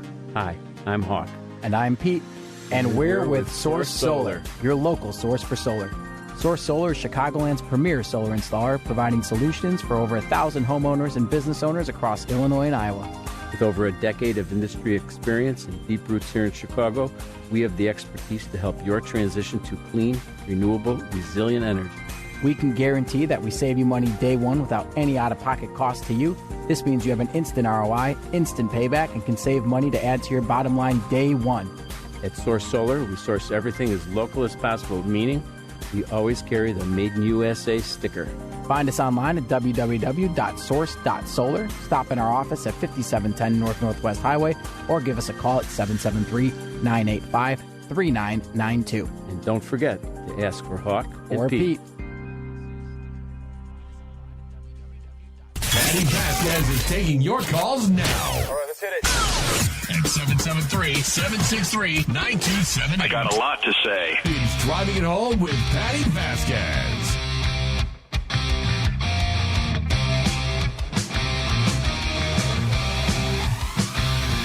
Thank you for hanging out with us as we continue to drive it home, catching up on some of the texts that we have. Again, thank you for the kind words and for sharing some of the images of the signs that you took to the No Kings events over the weekend. I actually did 2 events. I did the Arlington Heights event. I don't know if there's audio of the whole speech somewhere, but I will... I know we have some of the clips on Instagram. If you go to Indivisible EEGT, because that's the Indivisible Elk Grove. Oh, no, it's Indivisible EGT, Elk Grove Township. And they've got some of the clips of both of my speech, of Congresswoman Delia Ramirez, as well as some of the other speakers that joined us in Arlington Heights. It was massive, you guys. It was an incredible event. And then I actually met Adam Selzer and Jenna over in Rosemont. I did 2 events on Saturday. We had inflatable characters. I was riding a peacock, Adam was riding a chicken, and Jenna had a snail. We thought we'd bring a little levity in our Joyful Warrior protests, and the police department of Rosemont giggled at our costumes, and that was kind of the point. Can't be angry with us for being out there if we're making you giggle. So let's get to Roosevelt, who's on the line. Roosevelt, thank you so much for calling in, my friend. What's on your mind? Patty, how you doing, my friend? I'm staying hydrated. Look, everybody, got my water ready to go. There we go. Mm-hmm. It's a little cool, so I got a little coffee right now with brown sugar. Can you have coffee after? Obviously you're capable of having coffee, but when you have coffee this late in the evening, you don't stay awake all night? No, okay. It doesn't affect me. Okay. I don't know. I don't drink a lot. You know, I'm not one of those. You know, I'm not one of those persons that drinks cup after cup after cup. Okay. 1, 2 the most. That's it. I can't. I don't know. I've never been a coffee drinker, so. All right. Well, what I wanted to talk about is, our pilot fighter with the crown. Did you see that?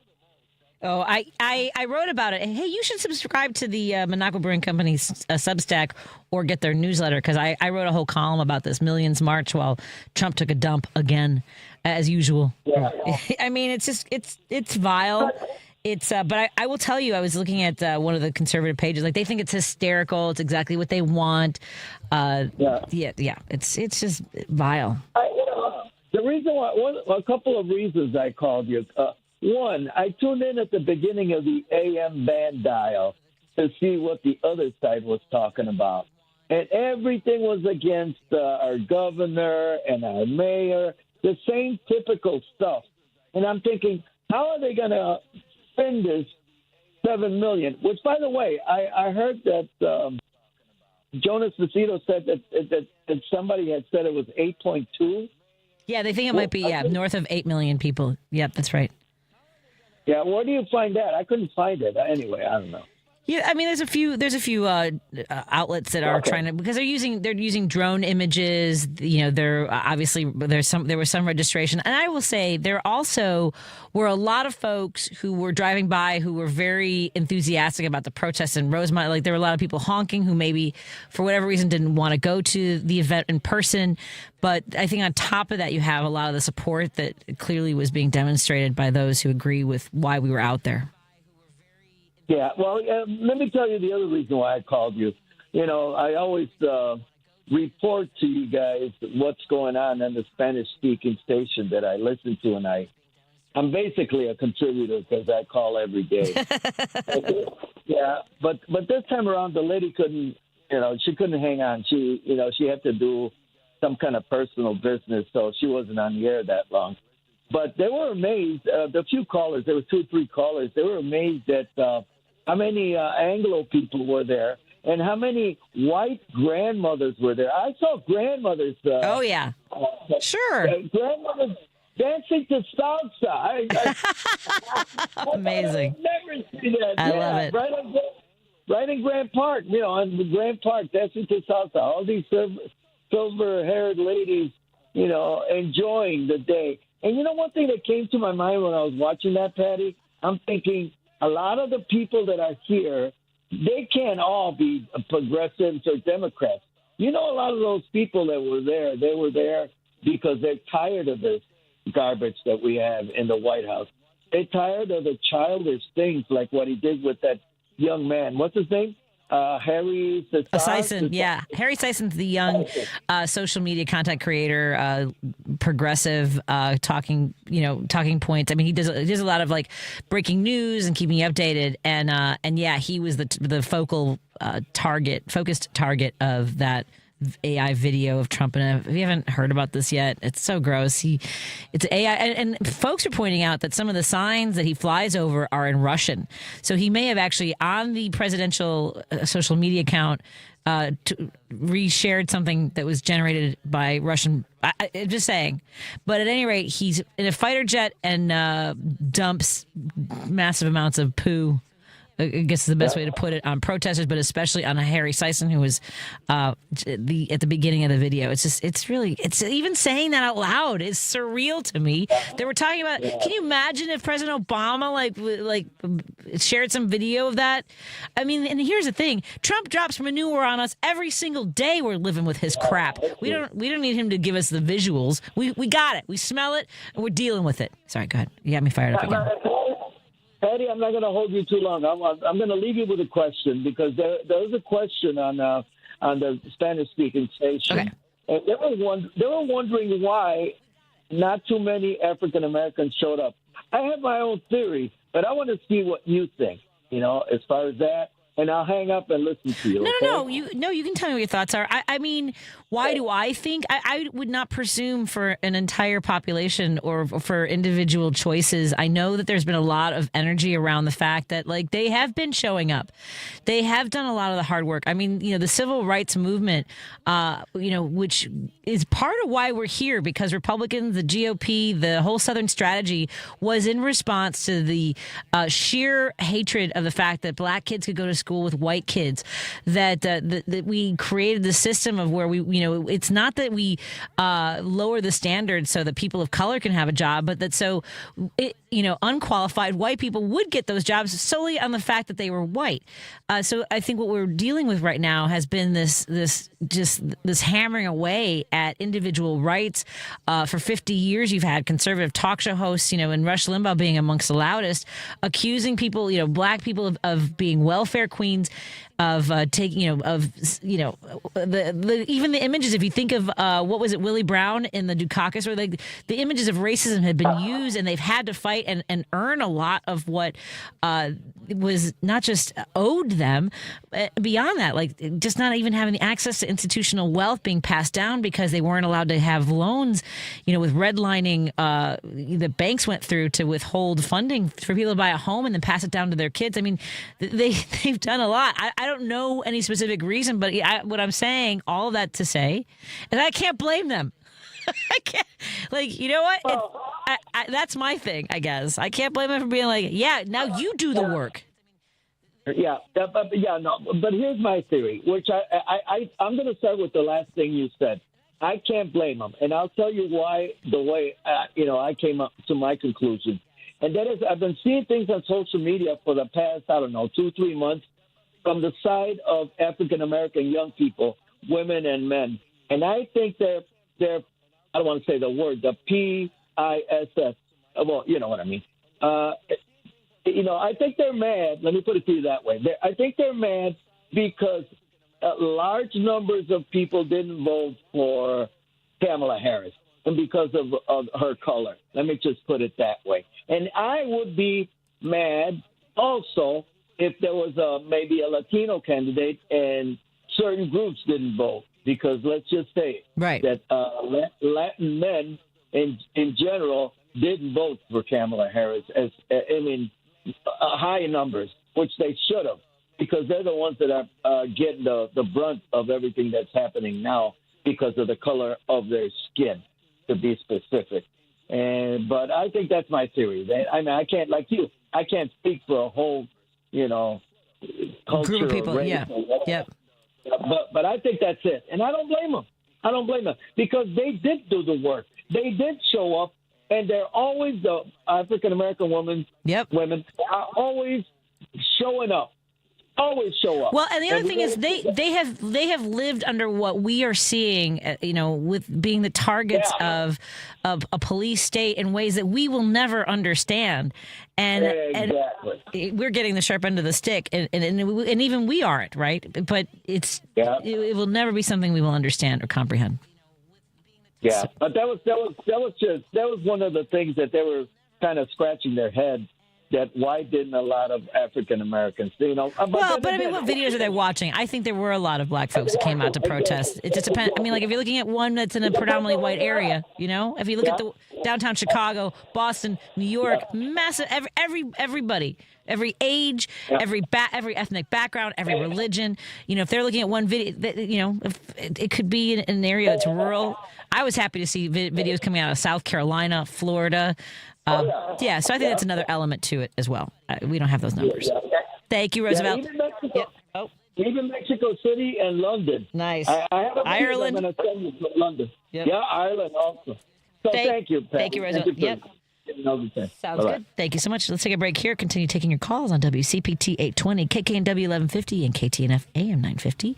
The number is 773-763-9278. If you're nice to Paul, maybe he'll put you on the air. We'll just say be nice to Paul. So worry. We'll be right back.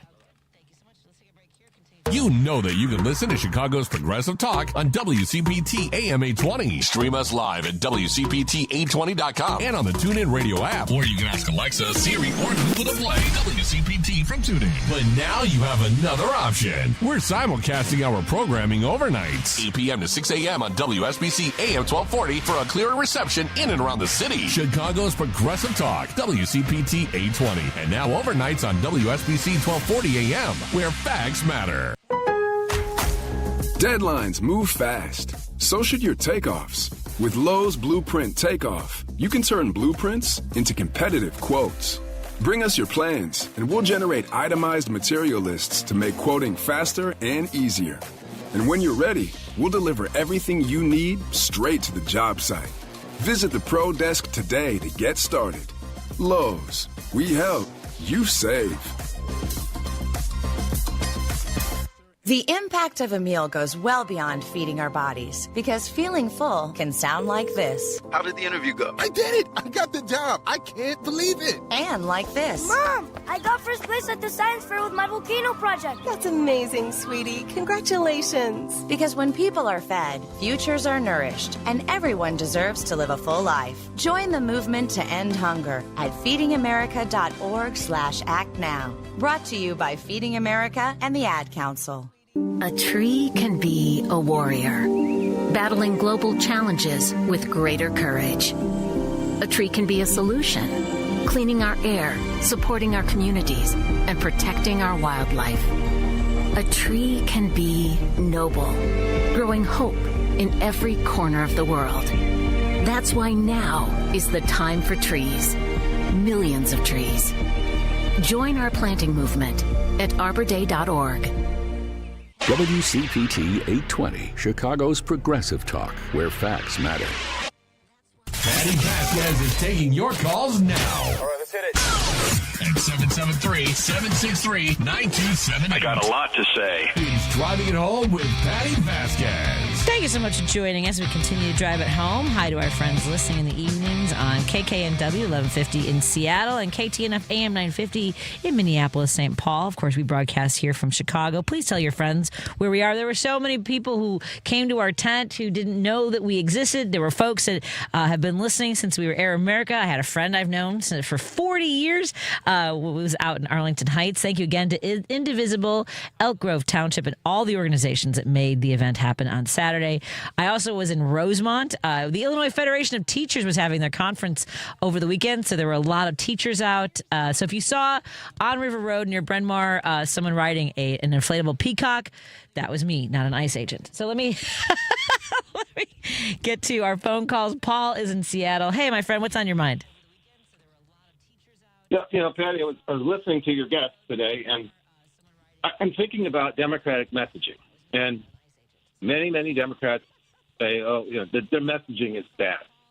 But this is what Aristotle said about effective speaking. It must have logos, ethos, and pathos. Logic, ethic, and passion. Emotion, right? Well, when I listen to Democrats talk, I don't even really hear the logic part. I hear ideological content. And when I listen to what's going on with the shutdown, Democrats fail to take advantage of the topic or the subjects that we already know. For instance, the shutdown over health care. This is what I would be saying. I would drive this in from the very beginning of the shutdown like a railroad spike. Every day, bong, bong, bong. Donald Trump said he had a concept of a health care plan. He said the Affordable Care Act was too expensive. He said, and when he finds a cheaper one, he's going to replace it. It was a disaster. It's horrible. Well, it appears that his concept of a health care plan is to raise your premiums 100, 200, 300, 500%. That's his concept of a health care plan. Isn't that it? That's it. Yep. I don't hear anything else. You see, and they don't need to say anything else. And I don't need to hear Chuck Schumer's passion be no effing way. I mean, that's a poor way to express passion.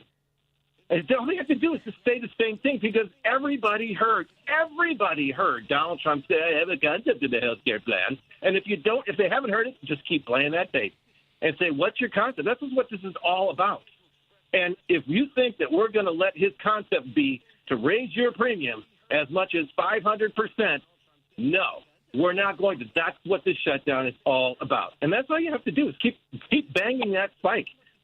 Drive that spike into the ground, and there's nothing else to say because Mike Johnson comes out with something different every day to distract.